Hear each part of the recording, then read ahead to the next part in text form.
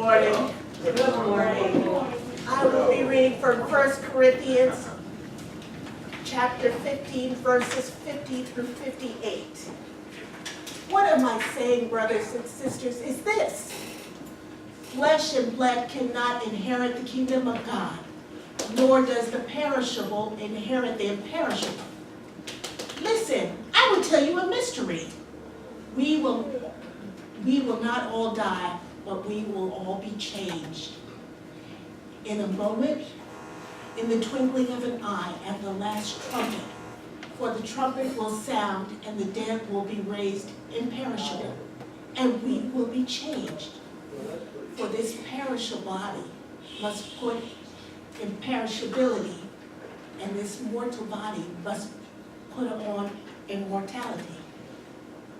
When this perishable body puts on imperishability, and this mortal body puts on immortality, then the saying that is written will be fulfilled: death has been swallowed up in victory. Where, O death, is your victory? Where, O death, is your sting? The sting of death is sin, and the power of sin is the law. But thanks be to God, who gives us the victory through our Lord Jesus Christ. Therefore, my beloved, be steadfast, immovable, always excelling in the work of the Lord, because you know that in the Lord your labor is not in vain. This is the word of God for us, the people of God. Thanks be to God. Praise be to God. Let's pray. Lord God, I pray that you help us know that your great love is what brings life.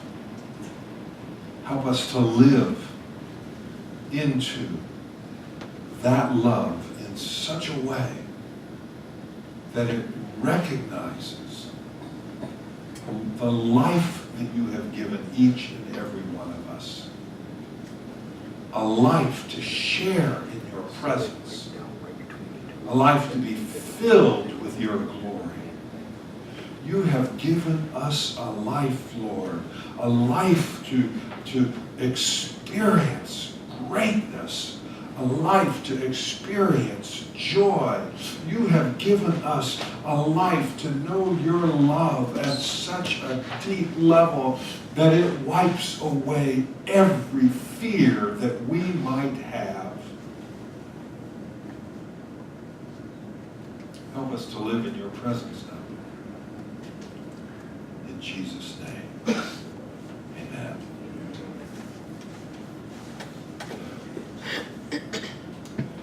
Death. Death.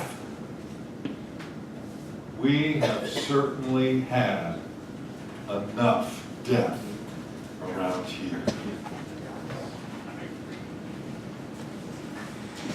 Each death that we experience causes us to grapple with our own mortality. Are we afraid? Are we curious? Do we have any hope about what lies beyond this life? Do we avoid thinking about our own mortality?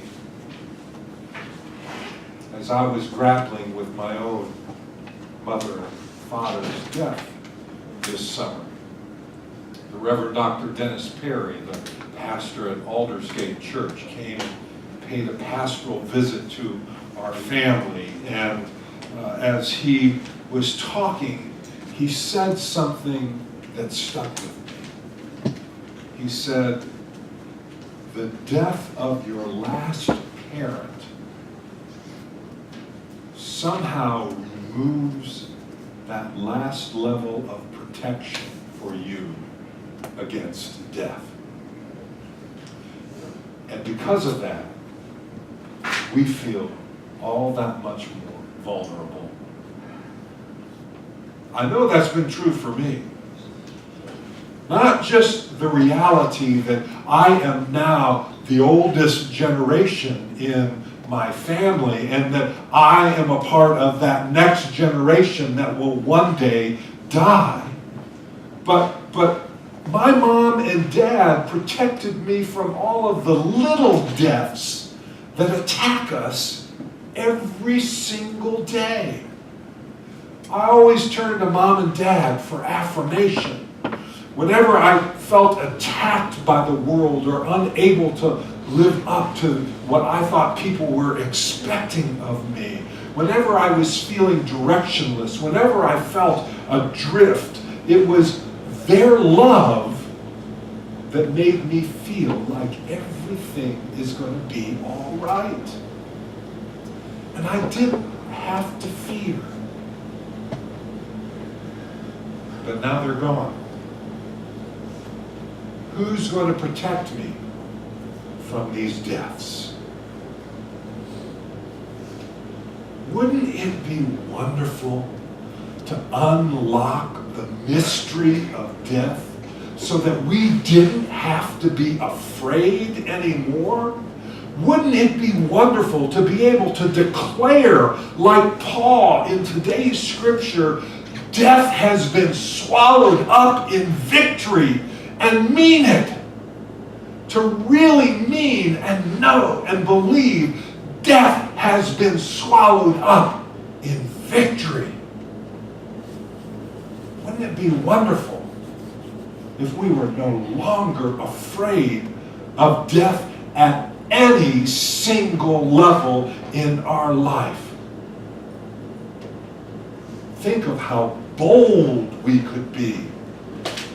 Bold to do the right thing because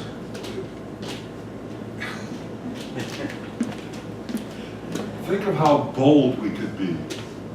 Bold to do the right thing because we did not fear any of the consequences.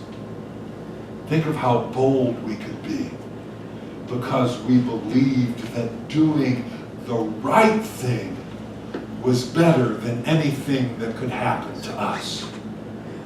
If we didn't have that fear that lurks in us, is always there somehow under the surface. In the book of Revelation, when Jesus appeared to John on the Isle of Patmos, Jesus says, "Do not be afraid. I am the first and the last. I am the living one. I was dead, and now look, I am alive forever and ever. And I hold the keys to death and Hades." Jesus is saying he holds the keys to death and the grave. They're in Jesus' hands. Now, Jesus isn't just the solution to our momentary deaths, our fears that come up and grip us in our life. Jesus doesn't turn up with a toolbox of tools that may or may not work to patch up relationships that are broken and needed mending. He doesn't show up with a toolbox with the tools to encourage us to go out and find a job when we're devastated or about losing a job, or to keep pushing on when we flunked out of school. He doesn't show up with a toolbox with tools that may or may not work to help us find the way when we're sick and we can't make it on our own anymore.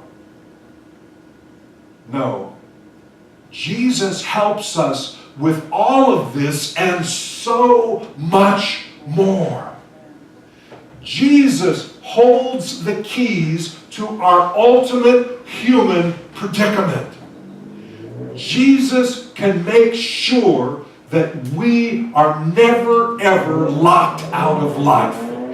True life, real life, abundant life, eternal life. Jesus holds the keys to death itself.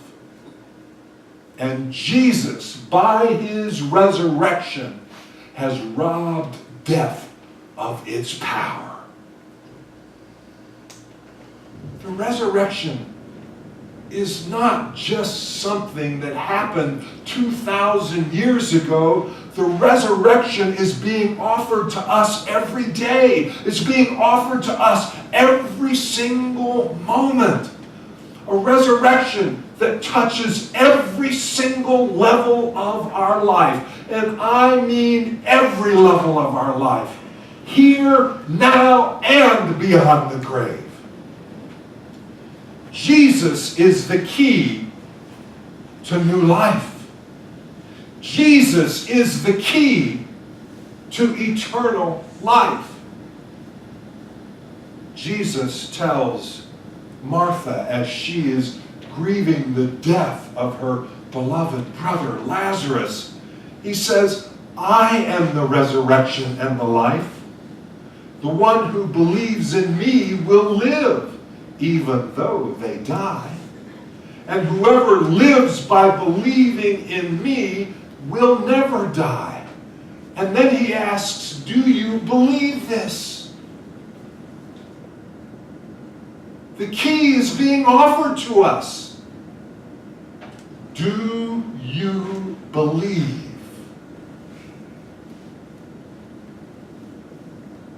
There are some very successful people whose fear of death is leading them to mount a battle against death.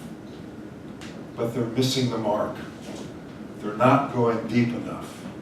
They are neglecting to deal with death at that deepest level, that spiritual level.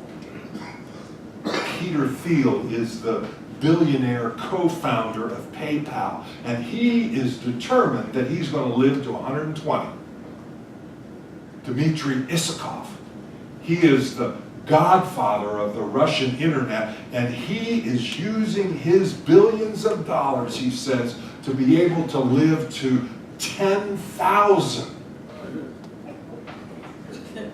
Even Google's co-founder, Sergey Brin, claims that he is going to find a cure to death.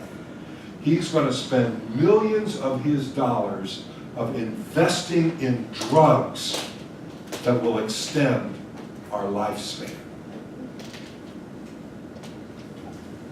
But Jesus tells us, do not be afraid.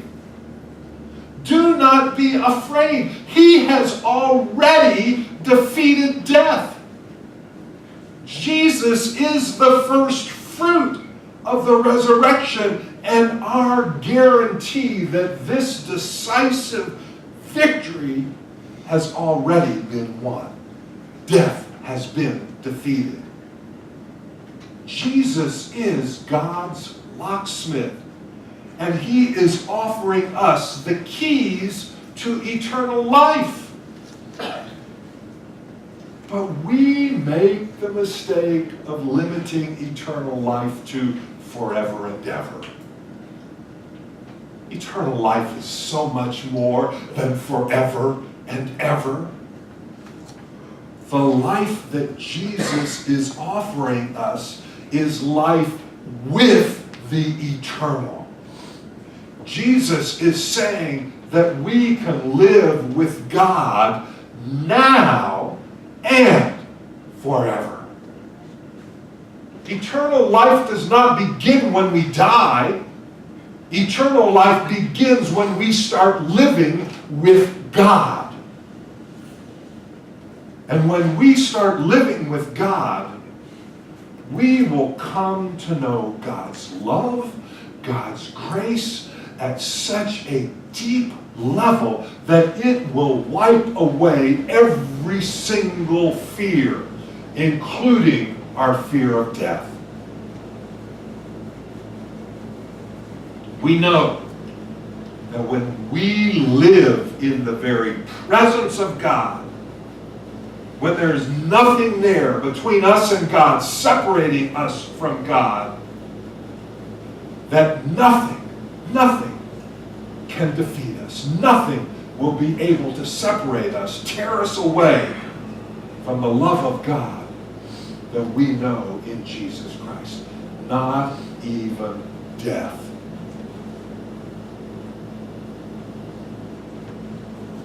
But we won't begin to understand that unless you have experienced that kind of relationship with God. You won't know what in the hell I'm talking about. You have to experience God's love to know what God is talking about when he says, you shall, do not be afraid. When we start living at that at such a deep level, Paul talks about that life in Romans 8. He says, who shall separate us from the love of Christ? Shall trouble or hardship or persecution or famine or nakedness or danger or sword? No. In all these things we are more than conquerors through him who loved us. For I am convinced that neither death nor life, neither angels nor demons, neither the present nor the future, nor any powers, neither height nor depth, nor anything else in all creation will be able to separate us from the love of God in Christ Jesus our Lord.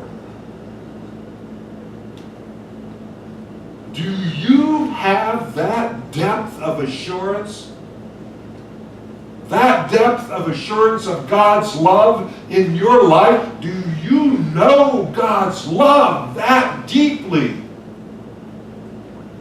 Are you living with the eternal right now?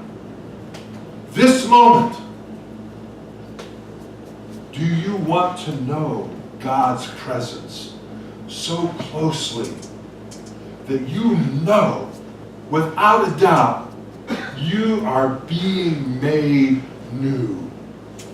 You are being shaped into the very likeness of Christ Jesus, and that you will share in the resurrection.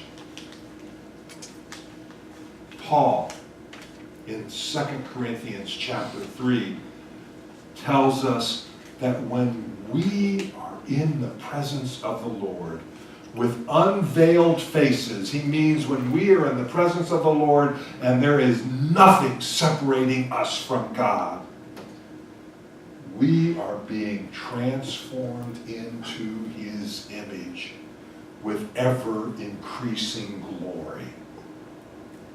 When we are in the presence of God, we are being transformed into his image with ever-increasing glory, transferred into his image so that we too will share in the resurrection.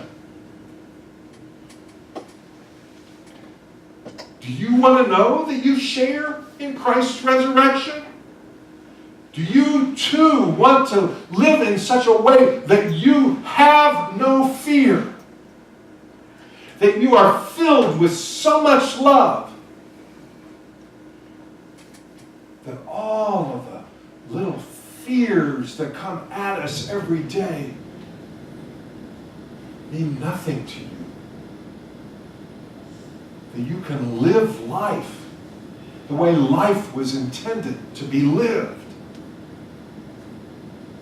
Do you desire that new life with God, where you know that everything's going to be all right? I don't just mean sing it in a song, but really know that everything is going to be all right. It's going to be all right because you're in the presence of the Lord. Are there habits, hurts, hang-ups that you need to leave behind so that you can walk into that full presence of God? Are there obstacles in your life that you need to shed so you can be filled with the presence of the Holy Spirit? Do you want that peace that passes all understanding? Do you want that joy that cannot be extinguished in your life no matter what the circumstances are that you face? If you want that, then I'm going to invite you to join me here at this table.